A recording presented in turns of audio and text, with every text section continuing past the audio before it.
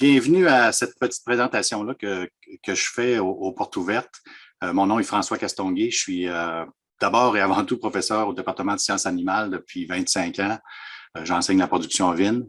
Mais depuis 2 ans, en fait, je suis directeur du programme d'agronomie aussi. Et donc, c'est moi qui va vous faire connaître un peu le programme d'agronomie. Je vais faire une présentation peut-être de 45-50 minutes, puis après ça, je pourrai répondre à vos questions. Je vous invite, si vous avez des questions, évidemment, je vais être là pour répondre à des questions, mais souvent, vous avez des questions qui sont bien particulières à votre cheminement. Donc, je vous invite sur le chat des Portes ouvertes, il y a Annick Bouchard, qui est conseillère à la gestion des études, qui est là pour répondre à vos questions spécifiques sur votre situation particulière. Donc, je vous invite à lui écrire si jamais vous pouvez me poser la question, mais si jamais je n'arrive pas à répondre, je vous invite à lui écrire. C'est vraiment elle qui s'occupe des admissions, des gens qui viennent des decks d'ITA, par exemple. Ils ont souvent des questions sur la passerelle deck-back. Donc, c'est elle qui va pouvoir répondre à vos questions spécifiques. Puis, ça se passe aujourd'hui, mais ça se passe aussi le courriel d'Annick Bouchard. On va le voir à la fin là, avec le mien. Si vous avez des questions plus spécifiques, je vous encourage vraiment à me contacter ou contacter Annick directement. Là. Donc, ça ne se termine pas. Nos communications ensemble ne se terminent pas aujourd'hui. Donc, pour le programme d'agronomie, en fait, son objectif de formation, c'est un bel objectif qui est assez général, mais que vous allez voir, je vais vous expliquer un peu plus en détail dans les prochaines minutes. Donc, l'objectif, c'est de maîtriser les ressources vouées aux productions agricoles dans une perspective de développement durable. Donc, tout ce qui est lié, vous avez deviné que l'agronomie, c'est tout ce qui est lié à l'agriculture. Donc, on travaille beaucoup, on va aller voir, on a comme 3 disciplines spécifiques et on travaille beaucoup aussi à vous aider à avoir une vision globale de l'agriculture en général et pas juste de vous faire de vous des spécialistes des productions animales ou des productions végétales. Donc, si on parle du profil de sortie du programme, les champs d'activité qui sont couverts par le programme en tant que tel, il y en a 3 principaux. Production animale, donc on parle de production de lait, viande, œufs. Production végétale, qui est les grandes cultures, fruits et légumes, fleurs, plantes ornementales. Puis aussi, il y a le secteur qui est en pleine effervescence, qui est le secteur des sols et environnement. Donc, on parle particulièrement de la conservation des sols, fertilisation, utilisation des sols, aménagement du territoire. Donc, on sait fort bien que depuis quelques années, l'agriculture s'élargit encore plus. On parle, oui, de la ferme, mais aussi beaucoup d'aménagement du territoire. Donc, c'est des aspects qui sont couverts par le programme d'agronomie actuel. On veut aussi, à la fin du programme, que vous ayez une vision globale des systèmes de production agricole. Donc, comme je l'ai dit tantôt, on ne veut pas vous faire de vous un spécialiste, par exemple, de la vache laitière. On veut que vous ayez, comme agronome, une vision globale parce que élever des vaches, faire l'élevage des vaches laitières, c'est pas juste s'occuper des animaux, c'est vraiment aussi beaucoup faire de la culture, s'occuper des sols. Tout l'environnement technico-économique est important.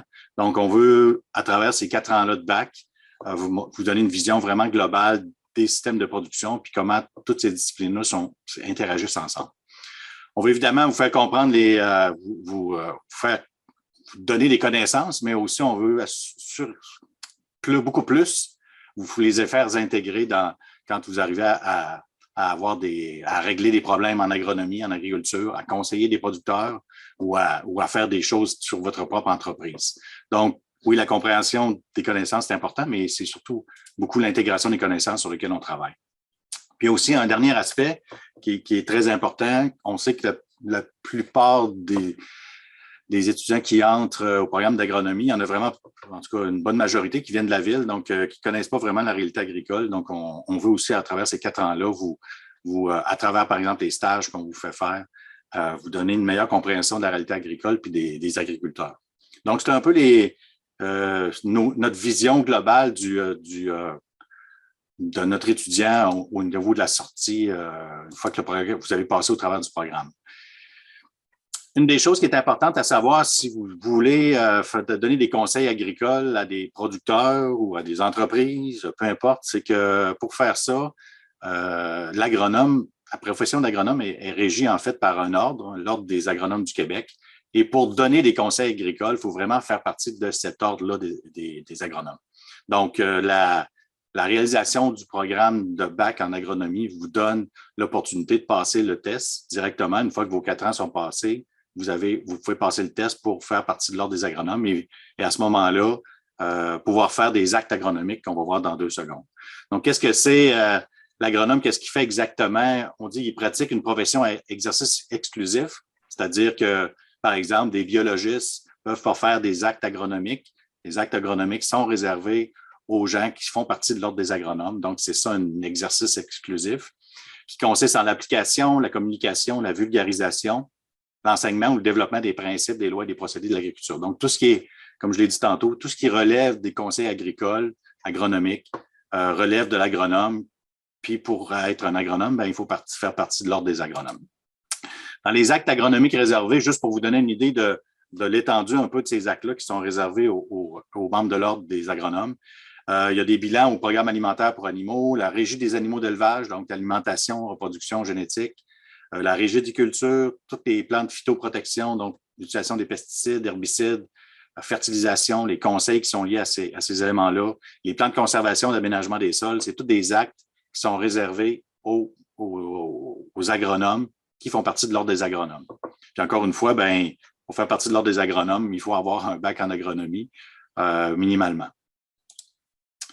Les types d'employeurs des agronomes, je veux tout de suite dire là, que comme dans bien d'autres professions, là, il y a un manque incroyable, important d'agronomes dans le champ actuellement. Donc, les possibilités d'emploi sont très élevées. Là. La très grande majorité des étudiants qui finissent, qui veulent travailler comme agronome, se trouvent des emplois dans toutes sortes de secteurs. Donc, je voulais c'est des données qui viennent de l'Ordre des agronomes, ça, vous donner une idée des types d'employeurs. Vous voyez qu'il y en a vraiment de toutes les sortes.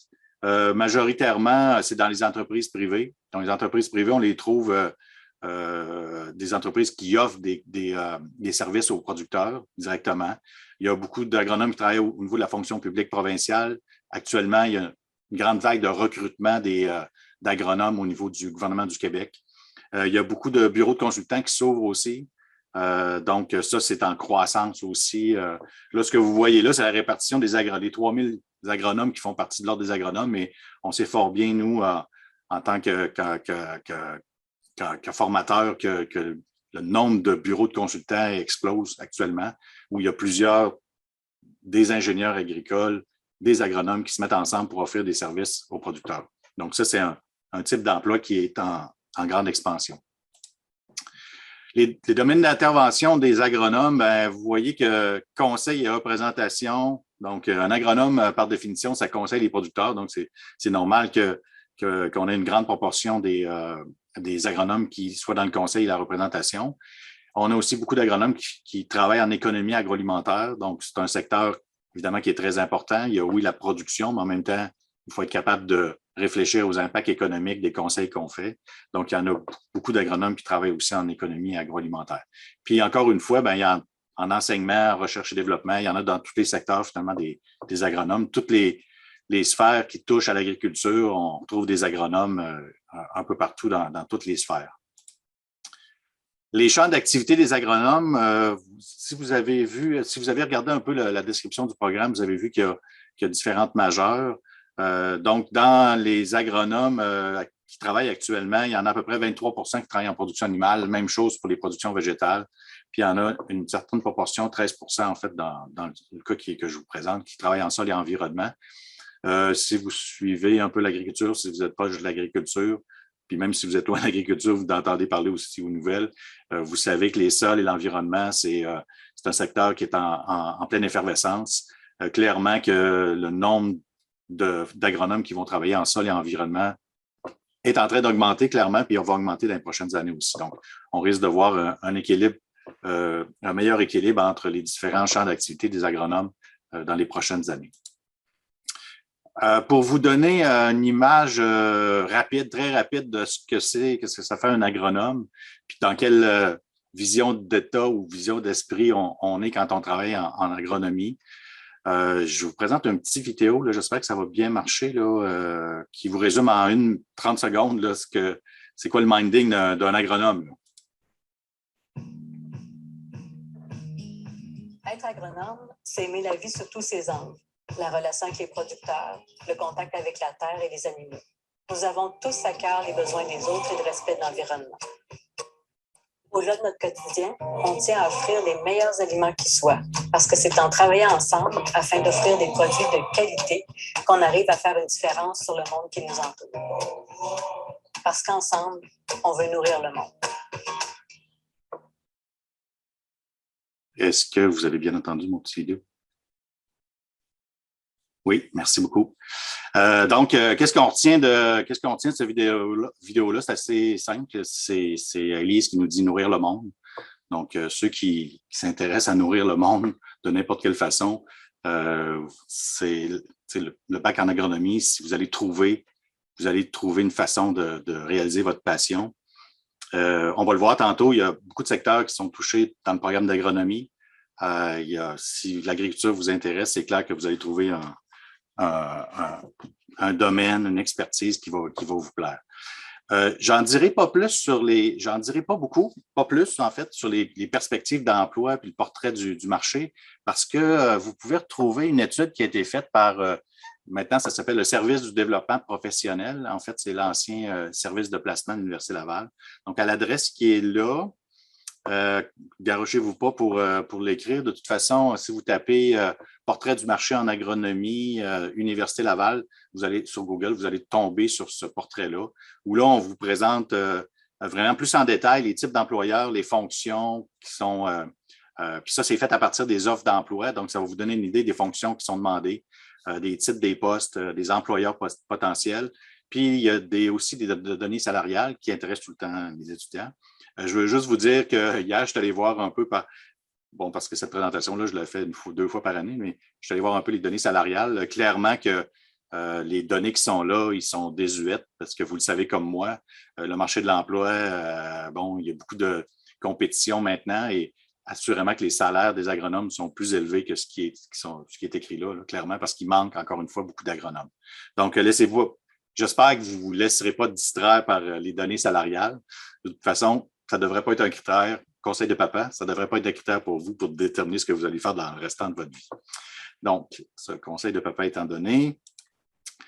Si on revient à la structure du programme, vous avez vu, si vous avez fouillé, que vous aurez à choisir. En fait, actuellement, le programme est un peu mal fait parce que vous avez 4 bacs en agronomie. Donc, un bac en agronomie générale, un bac en agronomie en production animale, un bac en agronomie en production végétale, puis un bac en agronomie en sol et environnement. On est en train de faire une actualisation du programme, une révision du programme, où là, on est en train de ramener ça à un seul bac avec des majeurs. Mais peu importe. L'idée, au début, quand si vous vous inscrivez, vous aurez à choisir une des majeures qui est là. Et dans la première année ou la première année et demie, il n'y aura aucun problème à changer de majeur si jamais vous trouvez que vous n'avez pas. Il y a des gens qui s'inscrivent, ils ne savent pas trop dans qu'est-ce qu'ils aiment exactement. Donc, ils vont s'inscrire en agronomie générale, puis après un an et demi, ils vont choisir d'aller, par exemple, en production végétale ou en sol ou en environnement. Donc, pour faire les changements dans les majeurs, il n'y a aucun problème, sachant que, on va le voir tantôt, dans la première année et demie, toutes les 4 majeurs, en fait, ont les mêmes cours de concentration. Donc, c'est les mêmes cours pour un an et demi. Donc, que vous choisissiez, peu importe la majeure que vous allez choisir, ça n'aura pas d'impact. Vous pourrez choisir facilement après une autre majeure. Une question qui m'est souvent posée aussi, puis que moi, ça fait trop longtemps, je pense que j'ai étudié, puis c'est ancré dans ma tête, mais il n'y a pas de contingentement.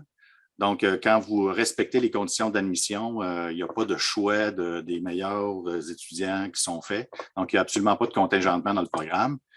Le programme, c'est un programme de 120 crédits, donc normalement 4 ans pour ceux qui n'ont pas de passerelle DEC-BAC. Donc, c'est environ 38 cours. La majorité des cours ont 3 crédits. Donc, c'est 38 cours. Les 2 stages que vous avez à faire, que je vais vous présenter, c'est des stages de 6 crédits. C'est pour ça que ça n'arrive pas à 40 cours exactement. Je vous ai parlé tantôt des exigences communes à tous les majeurs. Donc, il y a 66 crédits, en fait, qui sont les mêmes, 76 crédits à faire qui sont les mêmes que pour les 4 majeurs. Puis, vous avez 54 crédits qui sont des exigences variables selon chaque majeur. Donc, je vous donne un exemple concret d'un logigramme là, du baccalauréat en production animale. Donc, ça, là, je vous montre un programme sur 4 ans, quelqu'un qui arriverait, qui n'arrive pas de l'ITA, par exemple. Donc, c'est un programme qu'on étire sur 4 ans. La première année et demie, vous avez des cours qui sont, par exemple, gestion d'entreprise agricole, microbiologie générale, des cours qui sont obligatoires pour les 4 majeurs. Et puis après ça, vous avez, dans le cas, par exemple, de sciences animales, vous avez des cours qui sont des exigences communes pour les sciences animales. Donc, par exemple, production laitière est obligatoire, principe d'hygiène et pathologie animale, comportement et bien-être animal. Donc, il y a des cours, une série de cours, 6 cours dans ce cas-ci, en production animale, qui sont obligatoires pour les gens en production animale. Puis après ça, ben, les cours obligatoires, exigences communes pour production animale. Puis après ça, vous avez des cours à option qui peuvent aller là, dans tous les côtés, dans tous les sens. Vous avez aussi, en fait, vous avez 2 stages à faire. Un premier stage qui se fait normalement à la fin de la première année, qui est un stage en production agricole, donc qui est là pour vous initier à la production agricole, oui, mais surtout pour vous initier, pour vous faire rendre compte de l'importance de l'agronome dans le milieu agricole. Donc, à quoi ça sert un agronome dans le milieu agricole, comment les producteurs travaillent avec les agronomes, comment les agronomes travaillent avec les producteurs agricoles. Donc, ce stage-là, c'est un stage d'intégration, si on peut dire, à la profession d'agronome. Puis à la fin, à 3e année, vous avez un stage professionnel en agronomie là, qui vous permet, le stage en production agricole, vous avez deviné que c'est sur une ferme, une entreprise agricole. Le stage en professionnel en agronomie, c'est vraiment un stage que vous allez faire avec un agronome qui œuvre déjà dans le champ. Donc, vous allez suivre, vous allez faire des études de cas, vous allez régler des cas avec lui. Donc, vous allez pouvoir partager la vraie vie d'un vrai agronome dans ce temps-là, juste avant de terminer votre cursus. Donc, ça a l'air de ça un peu. Évidemment, ceux qui ont un deck back, il y a plusieurs cours de début de cheminement qui sont crédités. Donc, à ce moment-là, dépendant de vos notes, aussi de votre cote R, vous aurez plus ou moins de crédits de crédité. Donc, ça, vous pouvez le valider avec la conseillère à la gestion des études là, que je vous ai parlé tantôt, Annick, pour laquelle je vais vous donner son adresse tantôt à la fin de ma présentation. Okay, dans le programme, on a environ 60 enseignants. Donc, je dis dans le programme parce que dans 60 enseignants, je regroupe les 3 départements qui œuvrent majoritairement au sein du programme d'agronomie. Donc, le département de sciences animales, le département de phytologie, puis le département de sol et génie agroalimentaire. Il y a aussi le département d'agroéconomie qui donne des cours aussi, puis qui offre des cours pour le programme d'agronomie. Mais disons, les 60 enseignants, c'est simplement pour les 3 départements que je viens de vous nommer. Il y a environ 124 cours contributoires, dont plusieurs à distance. Puis là, bien évidemment, vous devinez ce que je vais vous dire, c'est que les cours à distance, ils ont explosé depuis 2 ans parce qu'on était complètement à distance dans certaines périodes. Actuellement, la prochaine session, on risque d'être beaucoup plus en présentiel qu'à distance. Puis, ben, si vous pensez vous inscrire à l'automne, clairement, conseil de papa, vous allez devoir vous déplacer en présentiel parce que même s'il y a plusieurs cours qui sont offerts à distance, le bac, ce n'est pas un bac qu'on peut réaliser à distance complètement. Donc, clairement qu'on s'en va vers il va y avoir plus de cours à distance qu'il y en avait avant, mais on va être encore, la vision, c'est encore de faire des cours en présentiel qui sont beaucoup plus plaisants pour les producteurs, qui sont beaucoup plus plaisants pour les étudiants puis les professeurs aussi. Dans le programme, actuellement, on a environ 400 étudiants.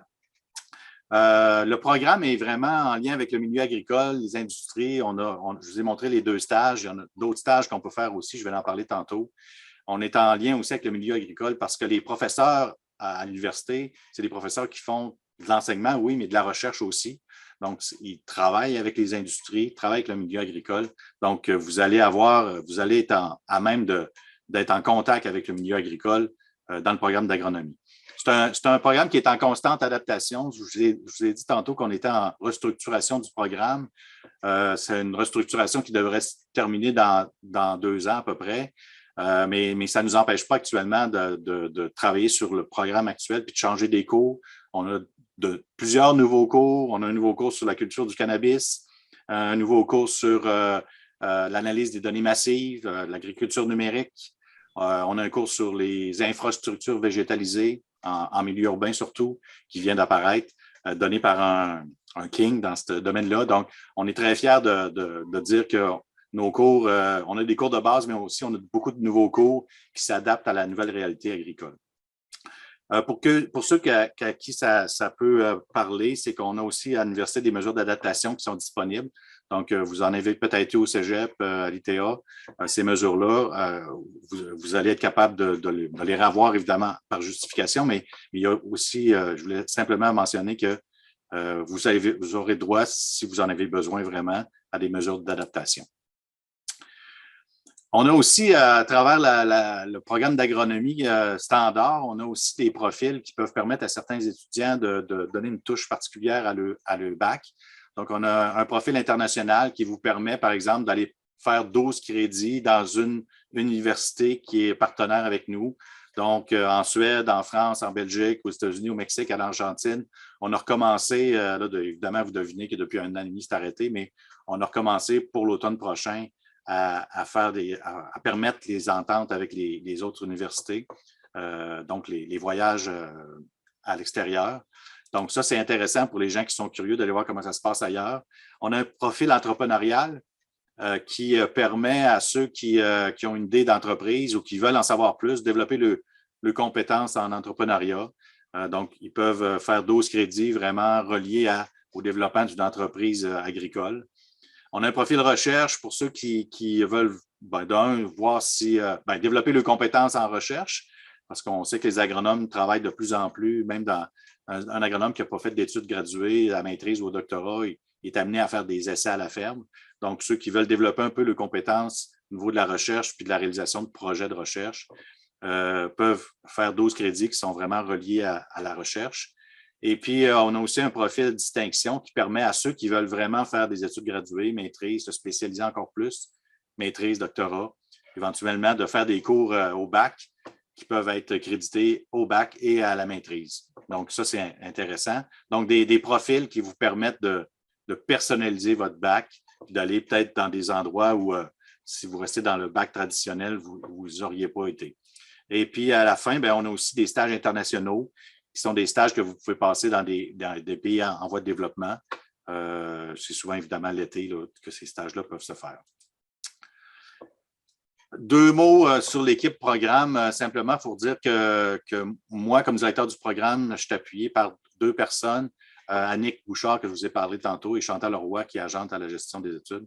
Donc, on est 3 personnes, je dirais, assez dynamiques. On est beaucoup en mode service. Donc, on est là pour vous aider. Vous allez voir que si vous posez des questions à Annick ou à Chantal sur les cours que vous devriez prendre, votre profil, votre cheminement, on va vous répondre rapidement. On est là pour vous aider. Moi, je fais souvent des rencontres aussi avec les étudiants pour les aider à trouver la bonne majeure pour eux autres, à réfléchir un peu sur leurs avenirs. Fait que moi, je suis là pour vous aider aussi par rapport à ça. Puis, on est aussi très proche des étudiants aussi actuels qui sont là, qui donnent du feedback par rapport à ce qui se passe actuellement pour le programme. Et puis, on est en mode, comme je vous ai dit tantôt, en mode d'actualisation du programme. Donc, on est en mode de réflexion, de changement sur le programme. Donc, on est très ouvert aux commentaires, aux changements qu'on pourrait faire au niveau du programme. Notre vision de l'enseignement est assez simple. Les enseignants chez nous, comme je vous ai dit tantôt, c'est des professeurs, mais aussi c'est des experts. Donc, moi, je travaille en production vine pour me donner un exemple. Je travaille en production vine depuis 30 ans. J'ai fait mes études graduées dans ce secteur-là. Donc, quand j'enseigne la production vine, clairement que moi, je connais les producteurs, je sais comment ça se passe. Je fais beaucoup de recherches en production vine. Donc, je suis capable de prendre ces connaissances-là, ces nouvelles connaissances-là, puis les transposer dans mes cours. La très grande majorité des profs, 95% des profs en agronomie, ce sont des vrais enseignants. Ce n'est pas des chargés de cours qu'on engage 2 semaines avant le début des cours, là, comme ça se passe des fois dans certaines institutions au programme. Donc, c'est vraiment des spécialistes de leur domaine. Donc, vous avez la chance de pouvoir les côtoyer puis de profiter de leurs expertises. C'est évidemment des gens qui sont à la fine pointe des connaissances, comme je vous ai dit. C'est des gens qui sont des chercheurs aussi, en même temps que des enseignants. Donc, ils sont au fait des dernières nouveautés, des nouvelles connaissances. Ils sont capables de vous les transmettre à travers les cours. On travaille beaucoup, on a un centre des ressources pédagogiques, le CRP, qui nous aide beaucoup à développer des nouvelles façons de donner des cours, des nouvelles façons de faire des évaluations. Donc, on travaille beaucoup sur les outils technologiques d'apprentissage. Simplement pour mentionner que nous autres, à Laval, en tout cas, je vais parler du programme d'agronomie parce que c'est celui que je connais, mais quand est arrivé les cours à distance, je pense que 80% des profs étaient déjà prêts facilement à transposer le cours à distance parce que déjà, on avait travaillé sur des outils technologiques à distance. On a des salles multimédia quand on va pouvoir revenir en classe, ce qu'on a commencé à faire d'ailleurs, donc comme vous le savez. Donc, on a des salles multimédia qui nous permettent d'être à l'avant-garde de différents types d'enseignements. Un parc d'ordinateurs, pour ceux qui en ont besoin, qui nous permettent d'avoir aussi, qui vous permettent en fait d'avoir accès à des logiciels spécifiques qui sont utilisés dans les différents cours. Puis, quand je vous parlais tantôt de notre accès à distance qui a été facilité, c'est que chez nous, à Laval, on a un accès, on a ce qu'on appelle un portail, qui est un accès centralisé aux cours. Donc, vous avez votre propre entrée à vous avec un numéro de compte, un numéro d'usager. Vous avez tous vos cours qui sont là. Puis les cours, tous les cours que vous avez ont un site Internet qui lui permet soit de déposer des enregistrements de cours, qui vous permet d'avoir accès à toute la documentation des cours. Donc, les cours sont vraiment montés sur des sites qui peuvent être accessibles n'importe où dans le monde. Donc, c'est vraiment, pour nous, ça a été, je pense pour vous aussi, je pense que les étudiants l'apprécient beaucoup. C'était vraiment un gros avantage quand on est passé à distance les dernières années. De l'enseignement, je pense que c'est, quand je vous parle des profs qui sont, tantôt je vous parlais des profs qui sont passionnés, qui sont des experts, ça paraît aussi dans, je veux pas faire du chauvinisme, mais clairement que nos enseignants en agronomie, ce sont des gens qui sont passionnés par l'enseignement. Si on regarde les divers prix que plusieurs professeurs ont reçus au niveau de l'enseignement à l'Université Laval, on est tout le temps super bien représenté au niveau de la faculté des sciences de l'agriculture et de l'alimentation. Donc, ça fait preuve, en fait, de la passion qu'on a d'enseigner puis de la volonté de le faire de bonne façon. Je vous parlais tantôt de la recherche. Pourquoi c'est important la recherche? Bien, encore, comme je vous disais tantôt, la recherche, en fait, ça nourrit l'enseignement. Quand on a des professeurs qui font aussi de la recherche, qui sont proches des nouvelles technologies, qui développent des nouvelles technologies, bien, vous en profitez nécessairement dans vos cours que vous avez. Et on a vraiment, à Laval, on a des excellents professeurs, comme je viens de vous dire, mais on a aussi des excellents chercheurs. Et on a plusieurs chaires de recherche qui nous donnent accès, on va le voir tantôt, à différentes infrastructures, installations de recherche qui sont aussi, bien sûr, accessibles aux étudiants qui sont au bac en agronomie. C'est le fun d'avoir des bons chercheurs, des bons professeurs, mais aussi, il faut avoir, je pense, une implication dans le milieu. Donc, je voulais juste vous souligner que plusieurs de nos professeurs aussi ont reçu des reconnaissances du milieu pour les impacts qu'ils ont eu dans le milieu agricole. Puis, on a bon nombre de nos professeurs qui sont des mentors pour plusieurs intervenants, plusieurs agronomes, plusieurs techniciens agricoles dans le milieu agricole.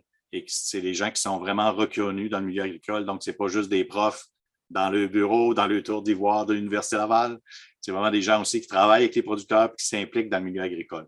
Donc, ça, c'est important aussi pour vous autres parce que ça vous donne accès à des gens qui connaissent la réalité agricole et qui sont capables de vous transmettre les bonnes connaissances puis de vous amener à résoudre les problèmes qui sont réels en production agricole.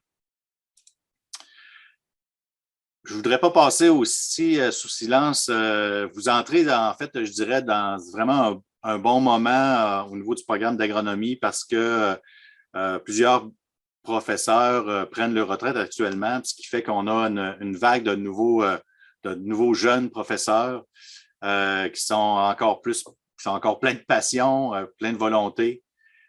Et c'est des jeunes qui ont des connaissances différentes des plus vieux professeurs et qui nous amènent vraiment à travailler sur les enjeux de la société de demain. Donc, on parle de bien-être animal, de l'éthique, de l'agriculture durable. On a des kings en agriculture écologique, des kings et des queens, je devrais dire, des hommes et des femmes qui sont spécialistes en agroécologie. Alain Olivier qui a écrit un livre sur l'agroécologie. C'est un excellent professeur chez nous. On a des gens en conservation des ressources qui travaillent en conservation des sols. On a des nouveaux profs qui travaillent en agriculture numérique. Donc, tous des thèmes que vous devinez qui sont des thèmes qui vont être très importants dans l'agriculture de demain. Donc, oui, on a des profs plus expérimentés qui font de la recherche. On a des jeunes profs aussi qui arrivent avec des nouvelles idées, des nouvelles façons de faire, des nouvelles façons d'enseigner. Donc, c'est très dynamisant, je pense, au niveau du programme actuellement. Ça fait partie aussi de cette vague-là d'actualisation du programme. Là. Je pense que c'est dans la même vision d'actualisation ou de renouveau de tout le programme d'agronomie. Je parlais tantôt des installations d'enseignement. Je les nommerai pas toutes parce qu'on en a beaucoup, mais on a des laboratoires vraiment qui ont été rénovés il y a 5 ans, dans certains cas, vraiment, ça fait vraiment pas longtemps. L'Envirotron, que vous avez peut-être vu, ceux qui viennent de Québec, qui est reconnu aussi comme une installation d'enseignement et de recherche très important. On a le LARSA, qui est ceux qui s'intéressent à la culture à l'élevage des poissons. On a des complexes de serre haute performance. On a des fermes expérimentales. Le jardin universitaire Roger Van Danen, qui est bien connu aussi. Donc, on a que ce soit proche de Québec ou à 30 minutes de Québec, on a vraiment des installations de recherche et d'enseignement qui sont de haut niveau et puis qu'on utilise vraiment pour tous nos laboratoires d'enseignement aussi. Un aspect qui est important aussi à mentionner, c'est qu'il y a plusieurs bourses de recherche qui sont qui sont disponibles. Donc, l'année passée, en fait, il y a 1,7 million de bourses qui ont été remises aux étudiants. Ça paraît assez hallucinant, mais c'est réel.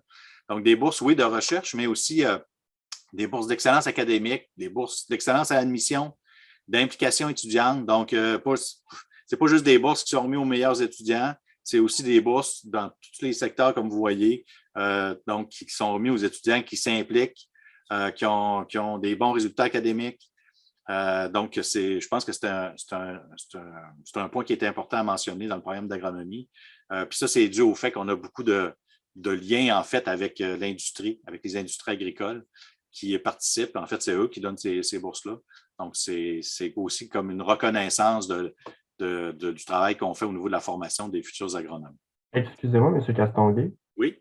Quand vous parlez d'1,7 million remis aux étudiants, aux étudiantes, est-ce que c'est dans toute la faculté des sciences de l'agriculture et de l'alimentation ou c'est juste le programme d'agronomie? Non, c'est toute la faculté. OK. C'est un bon point, mais effectivement.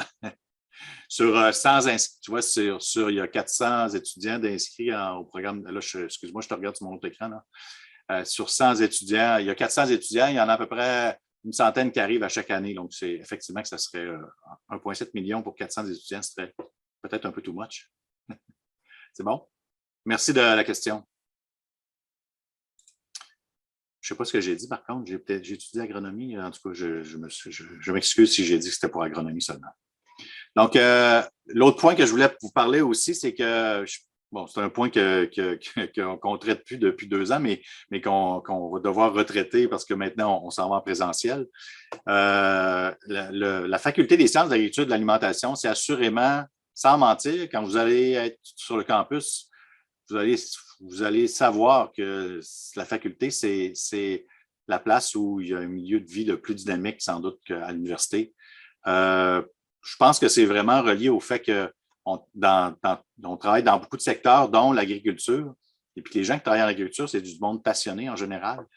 Et c'est assurément la faculté sans doute la plus dynamique au travers encore une fois, de toute l'université.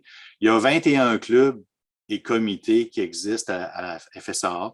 Donc, vous n'avez un exemple de là. Si vous allez voir sur l'Association générale des étudiants en agriculture, donc qui est l'Association étudiante des étudiants, vous allez voir qu'il y a plusieurs comités qui existent, qui s'intéressent, par exemple, à l'agriculture en milieu urbain, l'agroécologie. Il y a des étudiants qui ont démarré une fromagerie sur le campus, démarré une boulangerie, une brasserie aussi. Donc, il y a beaucoup vraiment, c'est un milieu vraiment très dynamique et peu importe en fait ce qui vous intéresse dans le secteur agricole, vous allez toujours trouver un comité qui va vouloir vous réunir, puis où vous allez pouvoir réaliser un peu plus d'activités extrascolaires là, que vous aimeriez sans doute faire. Il y a ceux qui connaissent un peu plus l'agriculture, évidemment, il y a la semaine de l'agriculture et de l'alimentation et de la consommation, qui est une semaine qui regroupe, qui est très importante, qui a lieu au début de l'hiver, où bon nombre d'étudiants, vous voyez le petit groupe qui est là, mais en fait, tous les étudiants, les 400 étudiants, souvent vont travailler à cette semaine de l'agriculture-là d'une façon ou d'une autre. Donc, c'est une façon aussi de développer ses compétences, puis de prendre contact avec les consommateurs, mais de prendre contact aussi avec les industriels. OK. Je vais simplement passer quand même un petit peu rapidement sur je vous ai parlé qu'il y avait 3 départements qui étaient les principaux départements qui étaient impliqués dans les baccalauréats en agronomie. Puis je veux vous montrer un petit peu dans quel secteur chacun des départements travaille, puis les spécialisations. Évidemment, c'est un survol, là, vous avez deviné, là, mais ça va vous donner quand même une idée, puis peut-être qu'il y a des questions qui vont émaner de tout ça à la fin de ma présentation. Donc, si on commence par le département des sciences animales, je pense au département de sciences animales, je pense qu'on traite à peu près tous les animaux d'élevage qui peuvent exister. On est rendu maintenant même avec une professeure en production d'insectes. Donc, les ovins, les canards, les poules, les chèvres, les lapins, nommez-les, les vaches, évidemment, les porcs, donc les productions qui sont les plus importantes en agriculture. Et donc, on a un professeur en aquaculture. Donc, on traite à peu près, on peut traiter à peu près n'importe quel type d'espèce d'élevage. Les domaines sur lesquels on travaille sont aussi sont multiples. Donc, on parle de l'alimentation, de la nutrition, physiologie de la reproduction, tout l'aspect tantôt que je vous ai parlé technico-économique, bien-être animal, évidemment. On a des professeurs qui travaillent en biologie moléculaire, en amélioration de sélection génétique. On a un nouveau professeur qui s'intéresse à l'intelligence artificielle en agriculture. Donc, on est capable de vous enseigner plusieurs connaissances en termes de sciences animales dans à peu près tous les secteurs qui touchent les sciences animales. Donc, évidemment, dépendant de l'importance du secteur ou du domaine pour l'agronome, le futur agronome, bien, il y a plus ou moins de cours qui sont reliés à chacun de ces thèmes-là. Je donne l'exemple simplement d'alimentation et nutrition animale. Bien, en fait, il y a 2 cours d'alimentation. Comme l'alimentation des animaux, c'est important pour les agronomes qui se spécialisent en production animale, bien, il y a 2 cours qui sont reliés à ça. Même chose pour reproduction, il y a plusieurs cours qui sont reliés à la reproduction. Au département des sciences animales, il y a 19 professeurs, dont 2 chargés d'enseignement. Il y a environ 33 cours de premier cycle, puis 20 disponibles à distance. Encore là, je mets un bémol sur le 20 disponibles à distance. Je l'ai laissé là parce que, en fait, ça vous donne une idée du nombre qu'il y en avait qui étaient disponibles à distance avant la pandémie. Donc, il y a 1 an et demi, il y en avait 20 qui étaient disponibles à distance. Donc, on peut imaginer que quand on va revenir en présentiel, on devrait avoir à peu près le même nombre qui est offert à distance. Puis, on peut même imaginer qu'il y en va en avoir un petit peu plus. Mais bon, au moins, ça vous donne une idée qu'il y a quand même beaucoup de cours qui sont disponibles à distance. Il y en a 4 qui sont faits selon l'approche par problème. Donc, là où il n'y a pas de cours théoriques, mais c'est juste des applications, des résolutions de problèmes en lien avec les sciences animales. Puis les installations de recherche et d'enseignement qu'on utilise, bien, il y a des laboratoires qui sont au comptoir. La majorité des enseignants ou des chercheurs, des enseignants, disons, des professeurs, font des projets chez les producteurs et en industrie. Donc, souvent, vous allez avoir la possibilité, si ça vous tente, de travailler un été, par exemple, avec un professeur sur un projet en tant que tel qui peut se passer chez les producteurs. Vous pouvez être assistant de recherche, même dans le milieu pendant une session. Donc, si ça vous intéresse de participer à des projets de recherche puis d'acquérir des compétences, évidemment, dans un secteur en particulier. Puis aussi, on travaille beaucoup au Centre de recherche en sciences animales de Deschambault, le CRDA. Excusez, je recommence. Le CRESAD. Donc, le CRESAD, c'est notre centre de recherche, en fait, qui est un centre de recherche indépendant, en fait, qui est relié beaucoup avec le ministère de l'Agriculture. et avec lequel on travaille en collaboration en fait, tous les professeurs travaillent en collaboration avec le CRESAD. Donc, vous voyez qu'à peu près encore une fois, les espèces animales, on peut travailler au CRESAD. Le CRESAD, c'est à Deschambault, c'est à peu près à 30 minutes de Québec. Donc, on y accède pour faire des projets de recherche, oui, mais on y accède vraiment quand on a besoin de faire des laboratoires pratiques. C'est au CRESAD qu'on va aller. C'est comme notre ferme de recherche est vraiment là. Et il y a une nouvelle ferme de recherche qui devrait se mettre en branle là, au niveau pour les vaches laitières, là, ultra moderne. Là, fait que c'est un secteur qui va être vraiment en effervescence là, pour les prochaines années là, au CRESAD. On a au département de sciences animales, on est encore dans ce département-là, un laboratoire qui a été rénové il y a 5-6 ans, je crois. Donc, extrêmement moderne, où là, on peut faire à peu près tout ce qu'on a besoin de faire en laboratoire en sciences animales. Donc, ces laboratoires-là sont disponibles aussi, évidemment, pour l'enseignement. Si on va au département de phytologie, donc, le département de phytologie, c'est la même chose un peu que sciences animales. Il y a vraiment une panoplie de domaines qui sont explorés pour laquelle vous allez avoir des cours. Donc, agroécologie, grande culture, régie des cultures, la lutte intégrée, l'horticulture, les cultures en serre, tout ça, c'est traité dans la panoplie de cours que vous allez avoir en phytologie. Évidemment, je vous rappelle que vous allez avoir des cours de base en phytologie dans la première et demie année. Puis, si vous vous spécialisez en phytologie, bien là, vous allez avoir accès à beaucoup plus de cours spécialisés de plus haut niveau qui vont vous permettre de devenir un spécialiste en phytologie. Là. Le département de phytologie, il y a 21 professeurs qui enseignent dans ce département-là avec un chargé d'enseignement. Puis les installations de recherche, bien, ils comprennent ce qu'on a parlé un peu tantôt, mais bon, les laboratoires, on en a parlé. Il y a 2 fermes expérimentales qui sont vraiment dédiées à la recherche par l'enseignement en phytologie.